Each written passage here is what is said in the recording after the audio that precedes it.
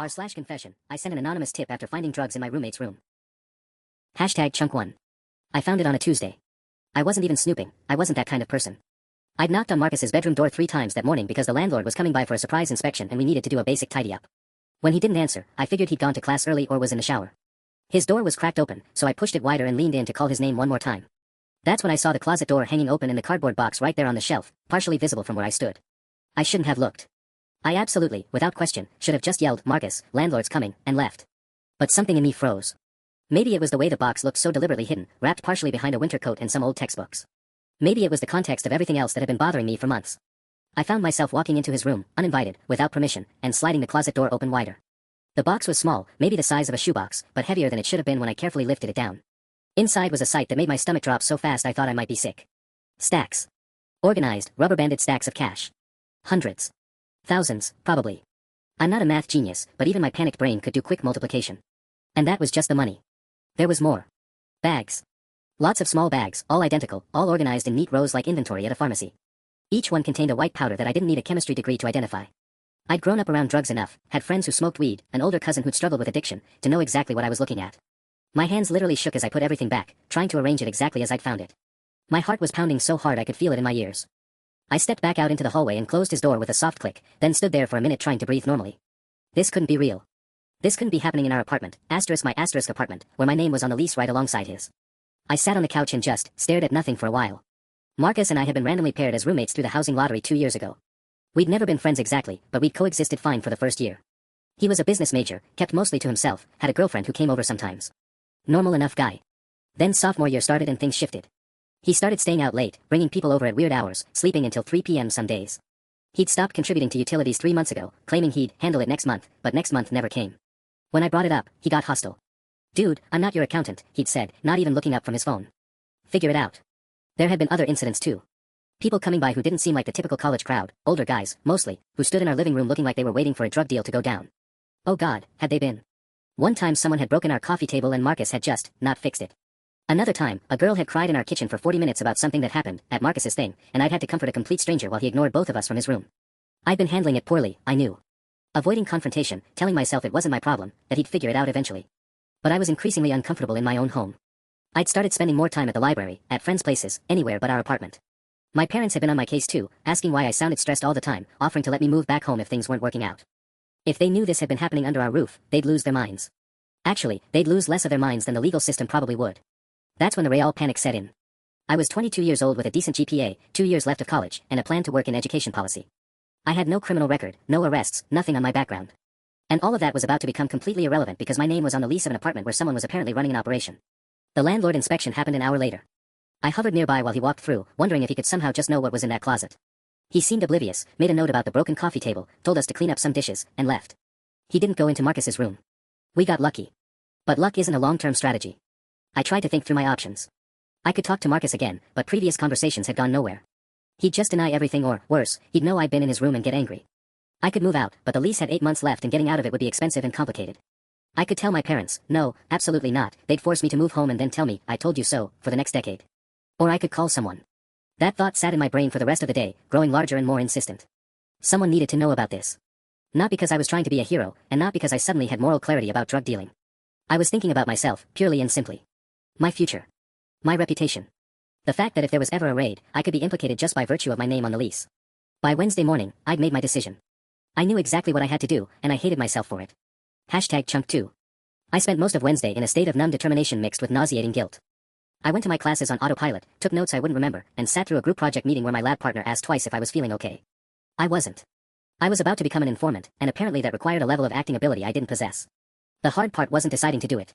The hard part was figuring out how to do it without getting caught. I sat in the library that afternoon with my laptop, ostensibly working on an essay for my American government class, ironic, considering. Instead, I was researching the best way to report a crime anonymously. Campus security seemed like the obvious choice. They were right here, connected to the university, and they'd be more likely to move quickly than local police. But would they trace the call? I pulled up their website and saw they had an online tip line specifically designed for anonymous submissions. That seemed safer than calling. I also found the local police department's non-emergency line and their tip portal. The idea was to create distance between myself and the report, to make sure there was no way Marcus could figure out it was me. We lived in a building with 40-something units. Hundreds of students had keys to the complex. The drugs could have been reported by literally anyone. That's what I kept telling myself, anyway. By Wednesday evening, Marcus still hadn't come back to the apartment. Part of me was relieved. I didn't think I could face him without showing something on my face. Another part of me was frustrated because I needed to act soon, before he moved the stuff or before something else happened. What if someone got hurt? What if he was dealing to other college students right here on campus? What if I waited and then someone overdosed and it was somehow my fault for not saying anything? I was spiraling. I recognized it even as I did it. Around 9 p.m., I finally opened a new browser window in incognito mode and navigated to the campus security tip line. My cursor hovered over the text box for what felt like 10 minutes. This was the point of no return. Once I submitted this, I couldn't take it back. Marcus's life was going to change. Possibly permanently. But so was mine if I didn't do this. I typed, there are drugs being dealt out of apartment 412B in Riverside Commons. Large quantities. Cash hidden there too. I'm worried someone's going to get hurt. I hit submit before I could chicken out. Immediately, I felt like I was going to throw up. I actually stood up and went to the bathroom, sat on the edge of the tub for 5 minutes just breathing. My phone buzzed and I nearly jumped out of my skin, but it was just my mom asking if I'd eaten dinner. Normal. Everything normal. Nothing had changed. Except everything had changed. I went back to my room and submitted another tip to the local police department through their website, keeping it similarly vague. Drug dealing operation at Riverside Commons apartment 412B on the university campus. They probably got dozens of these tips a week. Maybe nothing would even come of it. Maybe campus security would look into it casually and find nothing because Marcus had already moved the stuff somewhere else. Maybe I'd just destroyed my roommate's life for nothing. I didn't sleep well that night. Every sound in the apartment made me tense up. Marcus's key in the lock at 2 a.m. sent a jolt of adrenaline through me. I listened to him moving around his room, heard the closet door open and close, and wondered if he was checking on his stash. Did he know something was wrong? Was he paranoid? I lay in my dark room, eyes wide open, feeling like the worst person on the planet. Thursday passed in a strange fog of anxiety. I kept expecting police cars to show up, but nothing happened. Part of me was disappointed, which made me feel even worse. What did I want? To see Marcus arrested in handcuffs. What kind of person was I? Thursday night, Marcus actually came home at a reasonable hour and we were briefly in the kitchen together. He looked completely normal, grabbed some leftover pizza from the fridge, didn't say anything to me except, yo, as he passed. My heart was hammering so hard I thought he'd be able to hear it. Could he tell? Did I look guilty? I tried to act natural, just microwaving some pasta and scrolling through my phone like I always did, but my hands felt clumsy and false. You good? He asked suddenly, and I nearly dropped my phone. Yeah, fine. Why? I tried to keep my voice level. Dunno. You've been weird lately. Just stressed about midterms, I said, which was true enough. He shrugged and took his pizza back to his room. I exhaled slowly, realizing I'd been holding my breath. Friday morning, I woke to my phone buzzing with a text from the landlord, need access to apartment 412B on Monday for pest control inspection. Please make sure someone is home or leave key with office. Also getting complaints about noise from that unit. Need to address with tenant. The pest control inspection didn't sound like the result of my tip, those were probably actually routine. But the noise complaints made me wonder. Had someone reported Marcus's late-night visitors? Had the university housing office been getting complaints? Was the system already working against him without my help? Over the weekend, Marcus was barely around. He'd wake up around noon, stay in his room for a few hours, then disappear until late. I found myself actually relieved when he wasn't there, at least I could breathe normally. I also found myself wondering obsessively whether he'd been arrested. I checked the campus news website daily, but there were no reports of anything. No police activity at Riverside Commons, no arrest announcements. Maybe nothing was going to happen. Maybe campus security had received my tip and dismissed it, or maybe they'd investigated and found nothing because Marcus had already moved everything. Maybe I just created weeks of stress for myself for no reason. Or maybe the system was slow. Maybe these things took time. By Sunday night, I was a complete wreck. I couldn't focus on studying. I snapped at my friend Jessica when she called to make plans. I picked at the Thai food I'd ordered and ended up throwing most of it away. I kept refreshing the campus news site and the local police blotter like I was obsessively checking a crush's social media. And then, Monday morning, everything changed. #Chunk3. Monday morning started like any other. My alarm went off at 7:15 a.m., I groaned, hit snooze twice, and finally dragged myself out of bed around 7:45. I had an 8:30 a.m. lecture for biology that I could technically skip, but my attendance was already borderline. I was in the shower when I heard it, the sound of keys in the apartment's front door lock. That wasn't unusual. Marcus came and went all the time. But then I heard voices. Multiple voices. Men's voices. Deep, authoritative ones. My heart stopped. I shut off the shower and stood there dripping wet, listening. I could make out the murmur of conversation from the living room, but not the specific words. I threw on clothes frantically, my hands shaking so badly I could barely button my jeans. This was it. This was actually happening. Campus security or police or both, and they were here to search the apartment. I opened my bedroom door a crack and peered out. 2 men in uniform were standing in my living room with Marcus, who looked absolutely furious. His face was red, his jaw clenched, and he was standing with his arms crossed defensively.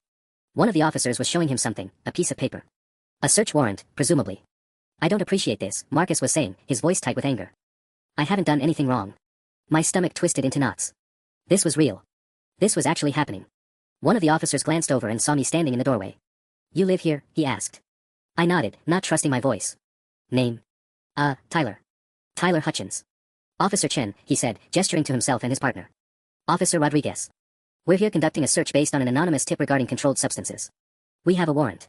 You're welcome to stay in your room while we conduct our search, or you can wait in the living room. Either way, I'll need to ask you some questions. Okay, I managed. Marcus's eyes snapped to me, and I felt my blood go cold. He didn't say anything, but the look he gave me was absolutely lethal. Suspicious. Accusatory. Like he was running through a mental list of who could have reported him, and I was already near the top. I'm going to grab my backpack, I said quickly. I have class. Actually, I'd prefer if you stuck around for at least a few minutes, Officer Chen said.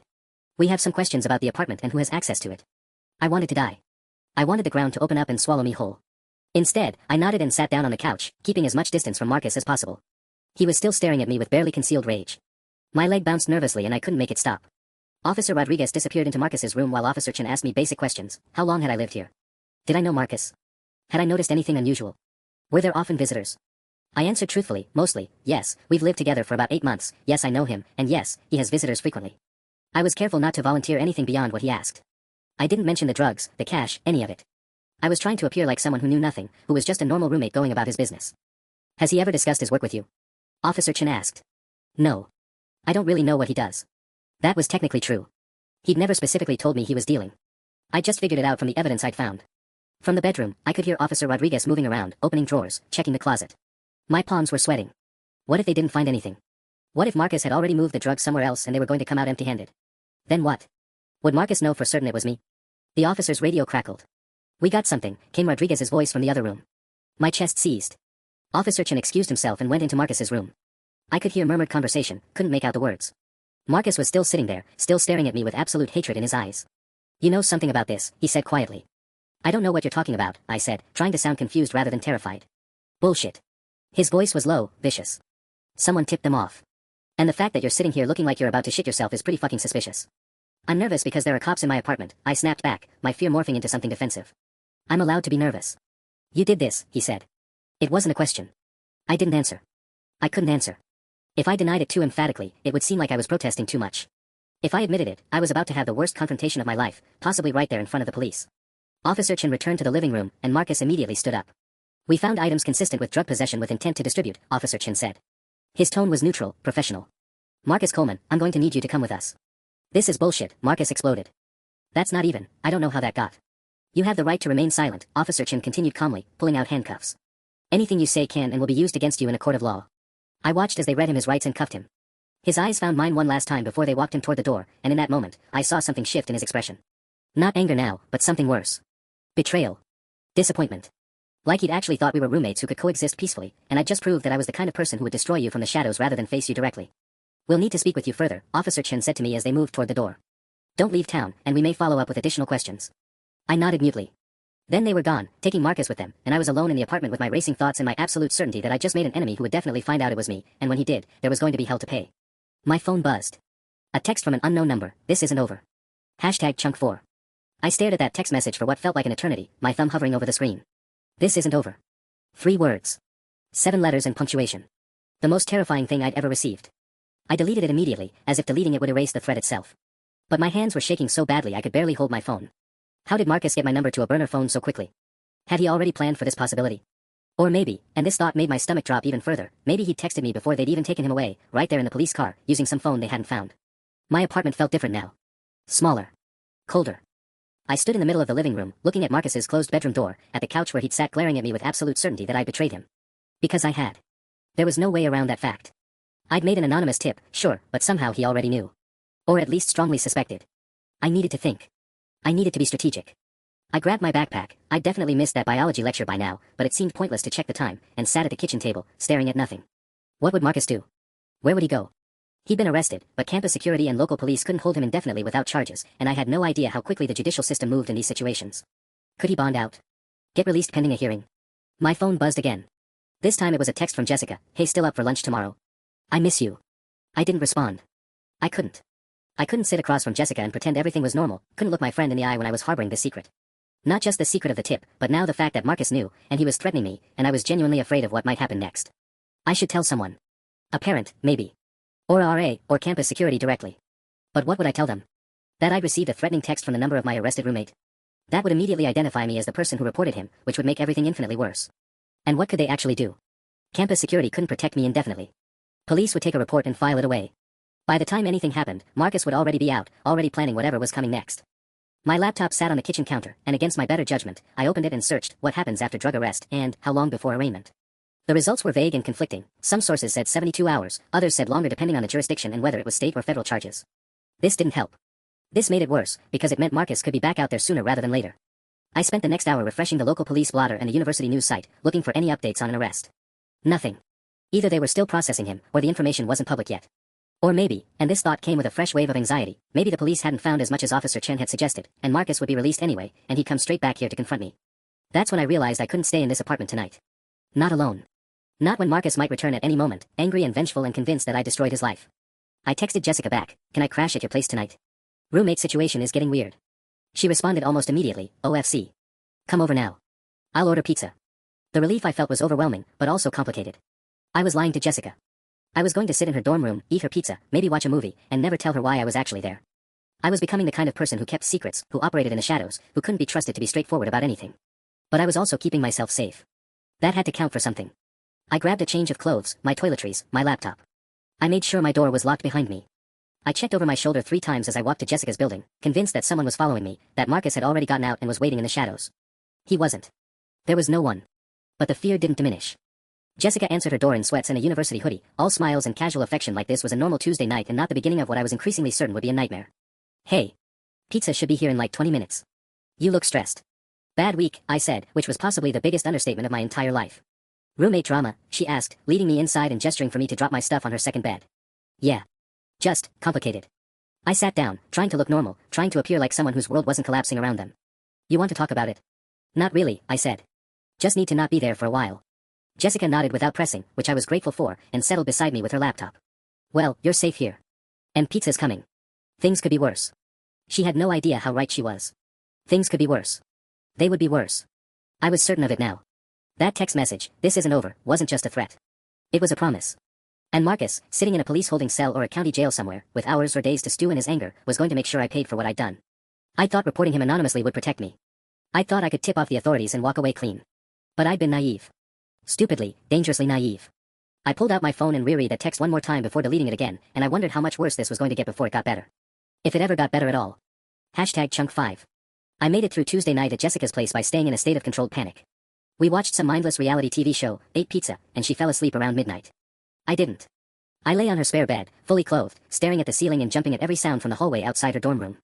Every footstep could be Marcus. Every voice could be him, tracking me down, ready to make good on that promise. By Wednesday morning, I had a plan. Or at least the skeleton of one. I couldn't go back to the apartment. Not yet. Not until I knew Marcus was either still in custody or until enough time had passed that his initial rage might have cooled into something more manageable. But I also couldn't hide indefinitely at Jessica's without raising questions I couldn't answer. So I decided to do the thing I probably should have done from the beginning. I called my parents. Not to tell them everything. Just enough. "Hey Mom," I said, stepping into Jessica's bathroom and closing the door. "I know this is kind of last minute, but would it be okay if I came home for a few days? Midterms are killing me, and I think I need to get out of the dorm for a bit. Reset, you know." My mom, bless her heart, didn't ask too many questions. She was thrilled, actually. My parents hadn't seen me since winter break, and apparently that was unacceptable. She insisted on driving up to get me, which meant I had to tell Jessica I was leaving, which meant I had to come up with a lie about that too. "My mom wants to see me," I told her Thursday morning. "Surprise visit thing. I'm sorry, I should have mentioned it sooner." "No worries," Jessica said. "That's kind of sweet, actually. Go spend time with your family. You've been weird all week anyway, maybe you just need a break from school." If only she knew how right she was. My mom picked me up at noon, and I tried very hard not to cry when I hugged her. She probably thought I was just stressed about classes. She drove me back to my childhood home 3 hours away, and for the first time in what felt like forever, I was somewhere Marcus couldn't reach me. At least, that's what I told myself. But by Friday evening, reality caught up. My dad was in the kitchen making dinner when my phone rang. Unknown number. My heart stopped. "Don't answer it," some voice in my head screamed. I answered it anyway. "Hi, this is Officer Chen from the campus security department." The voice was professional, familiar. "I'm trying to reach the student who reported the controlled substances in Residency Hall Building C, room 412. We have some follow-up questions." My mouth went dry. I don't know what you're talking about. "We have reason to believe you may have information relevant to our investigation. Can you confirm your identity?" "I'm not. I didn't call anyone. I think you have the wrong number." There was a pause. "Officer Chen wasn't stupid. Your name is on the lease for that room. We have you on file as a resident there. We need to speak with you about." I hung up. Literally just ended the call mid-sentence. My hands were shaking so badly that I almost dropped my phone. My dad looked up from the stove. "Everything okay?" "Yeah," I lied. "Just a spam call." But it wasn't spam. It was Officer Chen, calling from an official police number, which meant she'd probably already figured out that I was the anonymous tipster. How? How could she know?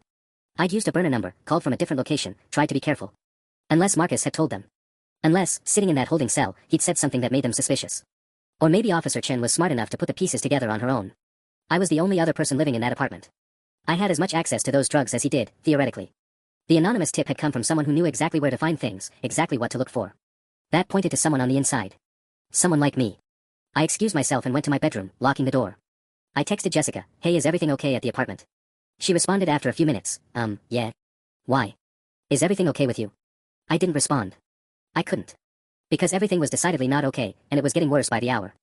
I spent that night researching online, using my parents' Wi-Fi, trying to figure out what Officer Chen wanted from me. Did she think I was complicit? Could she charge me with something even though I'd been the one to report it? Was I going to be considered a witness? A suspect? The legal system suddenly seemed impossibly complex and terrifying. Then, Saturday morning, my phone buzzed with a news notification from the university app. Local student arrested on drug distribution charges. The article didn't name Marcus. They apparently protect the identities of college students in some situations, but it detailed the arrest, the substances found, the ongoing investigation. It mentioned that police were seeking information from anyone who might have additional details about the distribution network. It said charges were pending further investigation. Further investigation. Translation, they weren't done. They were still digging. I called the campus security non-emergency line, which was probably stupid, but I needed to know where I stood. "Hi, I'm a resident on campus, and I got a call yesterday from an Officer Chen." I wasn't sure about the call, so I hung up. "Can you tell me what that was about?" The woman who answered was efficient and kind and terrifying. "Can I get your name and student ID?" I gave them, my brain already screaming at me that this was a mistake. "Okay, let me transfer you to Officer Chen directly." Before I could protest, I was on hold, and then Officer Chen's voice came back on the line.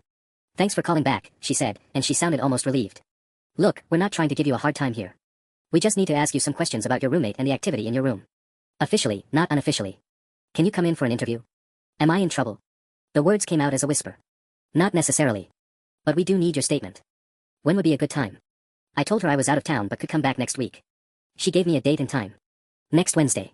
Which meant I had 5 more days of this limbo, 5 more days of waiting, of wondering, of knowing that Officer Chen was probably going to figure out that I was the one who called.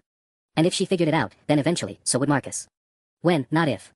I hung up the phone and felt something inside me break a little bit. Hashtag chunk 6. The interview was supposed to be next Wednesday, but life, as it turned out, had a cruel sense of timing. I made it through the weekend by doing absolutely nothing. I stayed in my childhood bedroom, told my parents I was sleeping off exhaustion, and obsessively checked my phone for news updates about Marcus.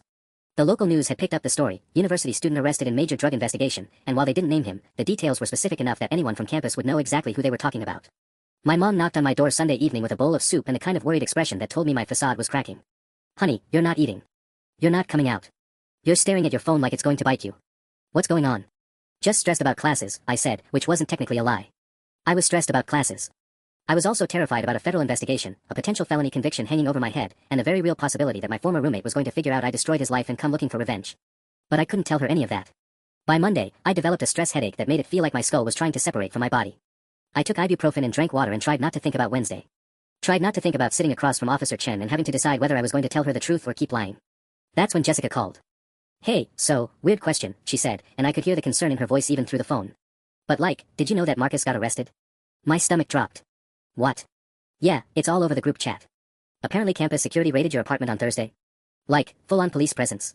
My RA was telling me about it. She said there were cop cars and everything. Did you not know?" No. My mom picked me up that day.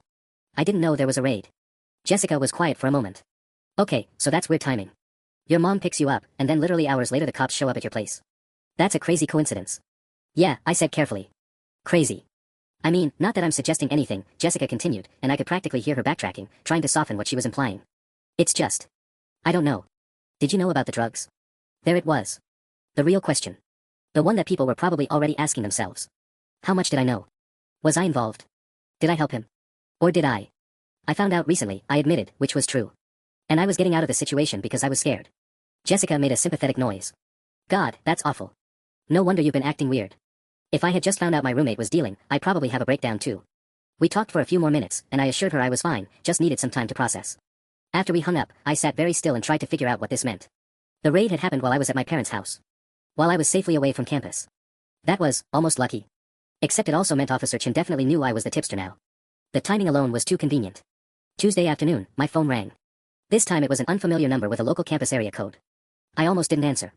But if it was the police or campus security, ignoring them would only make things worse. Hi, is this my name? The voice was young, male, and vaguely threatening in a way that had nothing to do with law enforcement. My blood went cold. Who is this? This is Derek. I'm a friend of Marcus's. And he's asked me to reach out to you. How did you get this number? That's not really important. What's important is that Marcus wants to talk to you. He's out on bail, and he's really upset about what happened. He thinks maybe you and him got off on the wrong foot, and he wants to make things right. Every instinct I had was screaming at me. Tell Marcus I have nothing to say to him. Look, he's not mad anymore. He just wants to. I hung up. My hands were shaking so badly I had to set my phone down on the bed before I dropped it. Marcus was out on bail. He wasn't in custody. He was out, and he was reaching out to me through intermediaries, and that felt like a threat even though Derek's words had been carefully neutral. I called Officer Chen back. The non-emergency number. I got her voicemail and left a message. Hi, Officer Chen, this is my name. I just got a call from someone claiming to know my roommate, the person you arrested. I think he's trying to contact me. I'm concerned about my safety. Can you call me back? Then I texted my mom, can I stay here a bit longer? I'm not feeling great. She responded immediately, of course honey. Stay as long as you need. Your room is always here. I didn't go back to campus that night. Or Tuesday night. I told my parents I had the flu. Told my professors via email that I was sick and would need extensions on my assignments. Told Jessica that I wasn't ready to come back yet, and no, I couldn't really talk about what happened because it was still processing. Officer Chen called me back Wednesday morning, about 2 hours before my scheduled interview. I was supposed to be there in person, but when she heard about Derek's call, she said we could do it over the phone instead. This is good that you reported the contact attempt, she said, and I could hear her typing in the background. We'll add that to his file. It could be a violation of his bail conditions, depending on how it's phrased. So he's not supposed to be contacting me. Not directly. And instructing someone else to contact you on his behalf is a gray area, legally, but it's definitely something we're interested in knowing about. Especially since you're a key witness in our investigation. Key witness. Not suspect. That was something. Officer Chen, I said carefully, am I going to be in trouble for making that tip? There was a pause. No. Why would you be? Because I lived there too. Because technically the drugs were in my apartment. You reported the drugs to us. That's the opposite of being in trouble. That's doing the right thing. It didn't feel like the right thing. It felt like I'd set off a chain of events that I couldn't control anymore, and now Marcus was out on bail, and Derek was calling me, and I was hiding at my parents' house, and somewhere in all of this, everything had spiraled so far beyond what I'd originally intended. Thank you for calling back, I told Officer Chen. And thank you for taking this seriously. That's what we're here for, she said. Stay safe. And keep me updated if anyone else tries to contact you. After I hung up, I realized that stay safe wasn't a comfort. It was a warning. Chunk 7 of 8. The interview with Officer Chen happened over a phone call that lasted 43 minutes. I know because I watched the timer on my screen the entire time, counting down the seconds like they might reveal something about my own culpability.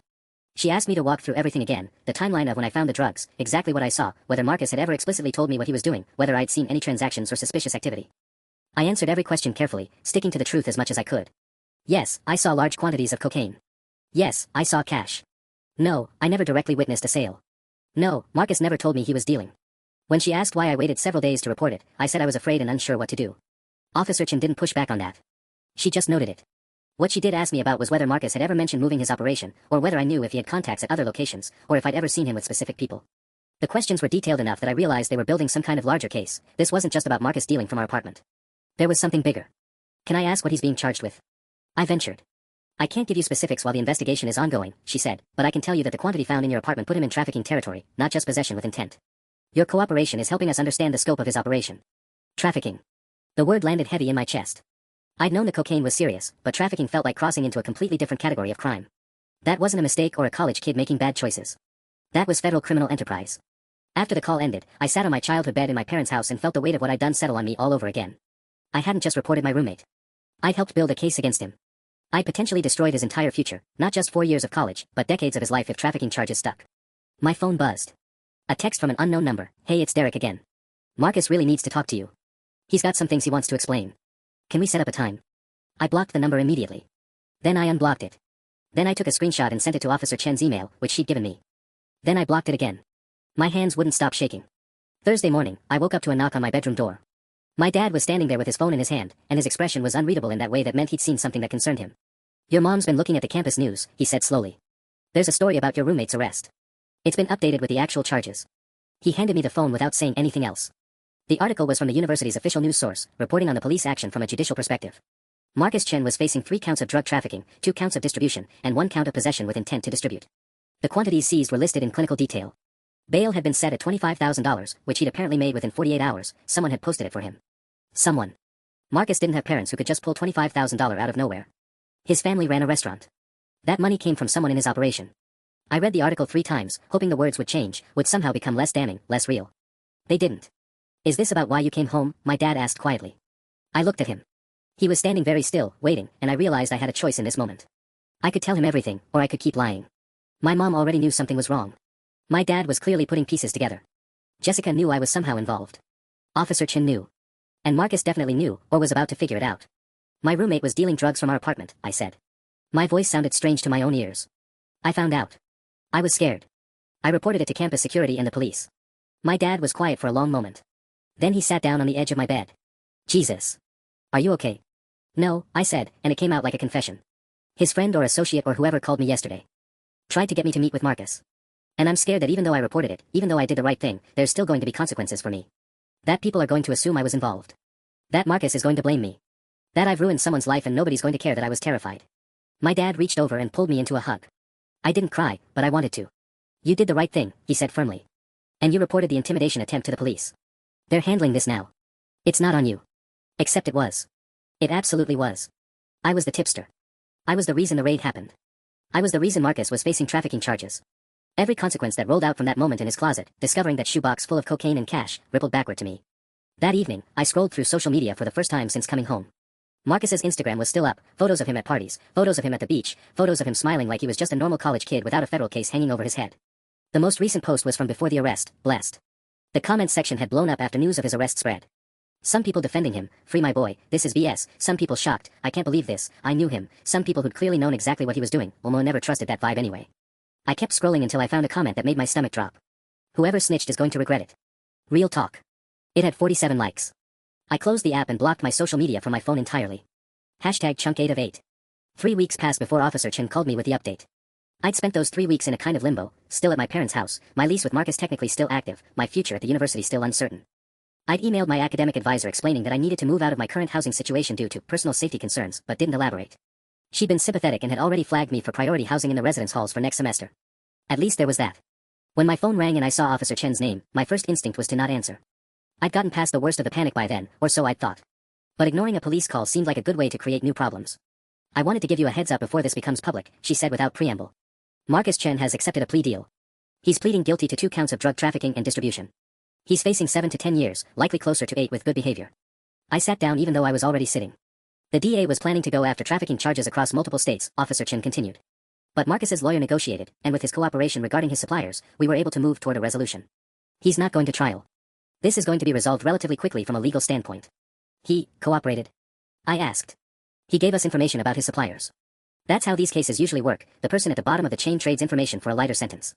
In this case, it actually worked in his favor because he had valuable information to give. I thought about Marcus. I thought about him sitting in an interrogation room, deciding whether to protect the people who'd supplied him or protect himself. I thought about him choosing to protect himself. I couldn't blame him for that, but it also didn't make me feel better. Am I safe? I asked. The comment about regretting it. The text from Derek. Are those people? We found Derek, Officer Chin said. He's part of the larger network we've been investigating. He's currently in custody pending his own charges. The person who left that social media comment has been identified, and while his comment was inflammatory, it doesn't constitute a direct threat. We've made note of it and will continue monitoring the situation. But I don't think you're in immediate danger. Not immediate danger. That phrase was meant to be reassuring and instead made me feel like we were just in the waiting period before danger became imminent. What happens now? I asked. Now you can move forward, she said. You're not a suspect. You're a witness who did the right thing. The case is moving toward resolution. You should be able to go back to campus next semester without concern. After we hung up, I told my parents. My mom hugged me. My dad said, see? It all worked out. And maybe that was true in the sense that the legal machinery had ground forward and produced an outcome. Marcus was going to prison. The drugs were off the street. I wasn't going to be arrested or expelled. But it didn't feel like victory. It felt like I'd pushed a button on a machine and watched it run its course, and now I had to live with what came out the other side. I went back to campus 2 weeks before the spring semester started. I needed to pack the rest of my things from the apartment I'd shared with Marcus, and I needed to do it while he was gone, still in custody, still waiting for formal sentencing. Officer Chen had coordinated with campus security to make sure there wouldn't be any issues with my access. Walking into that apartment was strange. It looked exactly the same, except it didn't. The energy had changed. The spaces felt haunted. I packed methodically, my textbooks, my posters, my desk supplies. I didn't look in Marcus's closet. I didn't need to. I knew what was no longer there. When I was almost done, I found something I hadn't expected, a letter, slipped under my bedroom door. My name was written on the envelope in handwriting I recognized as Marcus's. I almost didn't open it. Every instinct told me to throw it away, to treat it like contraband. But something, curiosity, maybe, or morbid need for closure, made me sit on my bed and unfold the paper inside. I'm not going to ask you to feel sorry for me, it read. Asterisk I know what I did. I know what you did. I know why you did it, and I get it now, even though I didn't at first. Derek told me it was you. I figured it out anyway. You were the only one who could have, asterisk. Asterisk, I want you to know that I'm not angry anymore. I'm scared.